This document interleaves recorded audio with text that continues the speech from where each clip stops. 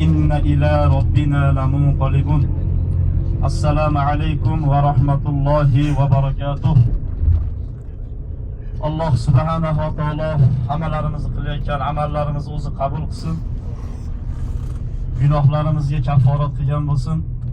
Payg'ambarimiz Muhammad Mustafa sallallohu alayhi ve sellem'ga salom, salavatlar bo'lsin. Bugün Makkadan inşallah bugün Madinada istiqomat qilarkanmiz. Madinada Payg'ambarimiz Muhammad Mustafa sallallohu alayhi ve sellem 10 yil payg'ambarlik davrini 10 yilini shu Madinada istiqomat qilib 10 yil Madinada payg'ambarlikni yetkazdilar. Makka fathida Payg'ambar alayhissalom Madinadan Makkaga bordilar. Butun Makka islomni qabul qildi. Qolaversa ko'p qabilalar islomni qabul qildi. Makkada bir oz vaqt turganlaridan keyin ansoriylar necha bezovta bo'lishdi. Chunki mana Makka musulmon bo'ldi. Endi Muhammad alayhissalom Makkada qolarmikin dedi. Madinani tark qilib Makkada qolarmikin tug'ilgan joyda degan gap so'zlarni Payg'ambar alayhissalom eshitdi. Shunda Payg'ambarimiz sollallohu alayhi vasallam bir ajoyib tabassum bilan shunday dediki, men sizlar bilan Madinaga ketaman. Men sizlar bilan Madinaga qaytaman. Endi inshaalloh umrini oxirigacha sizlar bilan birga bo'laman. Degan gapdan keyin ansoriylar juda xursand bo'ldi. Chunki Muhammad alayhissalomga u kishiga sahobalar juda o'rgangan va bir kun bir soat ko'rmasa u kishini istab qolishadi. Shuning uchun ansorlarda juda bezovtalik bo'ldi-da. Demak, endi Makka musulmon bo'lgandan keyin Rasululloh bizni tark qilib Makkada qolarmikin degan so'z Payg'ambar alayhissalomga yetib bordi va ansorlarga aytdiki, men sizlar bilan birga Madinaga ketaman. Demak, Alloh subhanahu va taoloning taqdiri ekan, mana Madinada Payg'ambar alayhissalom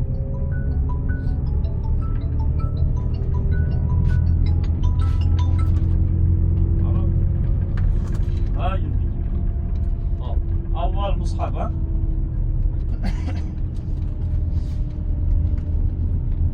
shuning uchun gapimizni inshaalloh sekin-sekin tushunib boriladi. Biz yurgan joylar sahobalar va Muhammad alayhissalom islomga da'vat qilib odamlarni yaxshilikka chaqirib shu Madina yo'llarida qadamma-qadam piyoda ulovlarida yurgan. Kunlarda bir kuni Payg'ambarimiz sollallohu alayhi va sallam Qubo masjidiga boradi. Biz ham inshaalloh mana bugun Madinadan uyimizdan tahoratlarni oldik. Alhamdulillah mana yo'lga chiqarkanmiz. Rasululloh sollallohu alayhi va sallam aytadiki, kim uyidan tahorat olib Qubo masjidiga borib 2 rakat namoz o'qirkan dedi, ummatlarimga Alloh subhanahu va taolo umra qilganning savobini beradi. Umra qilganlar biladi, mashaqqat o'ziga yarasha qiyinchiligi bor. Lekin Alloh taolo mehribon zot ekanki, kim shu 2 rakat namoz o'qisa Quboga boradi. Alloh taolo u bandasiga umra qilganning savobini beradi. Xossatan bu Rasululloh sollallohu alayhi vasallamning sunnatlari. Rasululloh sollallohu alayhi vasallam 5 kilometr Madina masjididan Quboga bu kishi tuyalarida borganlar. Shanba kunlikda jumani o'tkazganlar, ertasi kuni yo'lga chiqarkan sekin borib Qubo ahlini ziyorat qilgan. Bu kishi ular bilan suhbatlardi, ularda havoralardi, mushkullari e'tibor qilib bir-biri bilan suhbatlashtirib, keyin Payg'ambar alayhissalom Madinaga yana qaytib ketgan. Nimaga desa, avval Quboga tushgan Rasululloh. Shu Qubo ahli Rasulullohni kutib oldi. Bu kishiga ana istiqomat qilishlik uchun ana joylar berdi. Bu joyda Rasululloh 10 kunlab turdi-da, Qubo masjidini qurdi, yana yo'lda davom etdi. Shuning uchun ashi birodarlarni Payg'ambarimiz har hafta borib ziyorat qilgan ekan. Borib, yaxshimisizlar, yaxshi o'tiribsizlarmi? Nima kam-ko'z, nima ahvollar? deb Rasululloh unutmagan dedi. Endi inshaalloh u mavzuni inshaalloh Quboga borib, xossatan Qubo masjidida inshaalloh gaplashamiz. Alloh taolo Qur'oni Karimda siz bilan bizga marhamat qilib aytadiki: Ya ayyuhallazina amanu taqulloha haqqa tuqatihi va la tamutunna illa va antum muslimun. Ve iman keltirganlar Alloh taologa haqiqiy taqvo qilishligi bilan taqvo qilinglar. Va mendan haqiqiy qo'rqinglar, ya'ni haqqa tuqatihi degan rostdan qo'rqinglar. Tilinglarda emas. Va bu hayotdan o'targansizlar dedi Alloh subhanahu va taolo. Musulmon holinglarda o'tinglar. Ulamolar bu tafsirda aytadiki, oyatni musulmon holatda o'tishlik uchun nima qilish kerak? Musulmon holatda o'tishlik uchun avvalo namozni barpo qilish kerak. Chunki ertaga birinchi qabrga qo'yilganda namozdan so'raladi. Birinchi avval Isolomon namozdan o'tib olgandan keyin Alloh taolo boshqa ishlarni yaxshi qiladi. Endi bu hayotdan musulmon o'tishlik uchun yana nimalar qilish kerak? Birrul volidayni, ota-onani rozi qilish kerak. Silay rahim qilish kerak. Rasa issiqlarda Ramazon keladi, ro'zalar tutish kerak. Zakot nisob yetadi. Qizg'anmasdan, baxillik qilmasdan, berkitmasdan Alloh berdimi? Alloh uchun sarflash kerak. Musulmon holatda o'tishlik uchun yana nima qilish kerak? Eng avvalo Allohga iymon keltirish kerak va haqiqatda qo'rqish kerak. Allohdan qo'rq deb aytgan odam avvalo o'zi qo'rqish kerak. Musulmon holatda bu hayotda o'tishlik uchun nima qilish kerak? Ayollarga chiroyli muomala qilish kerak. Ko'rsizmi? Farzandlarni chiroyli tarbiyalash kerak.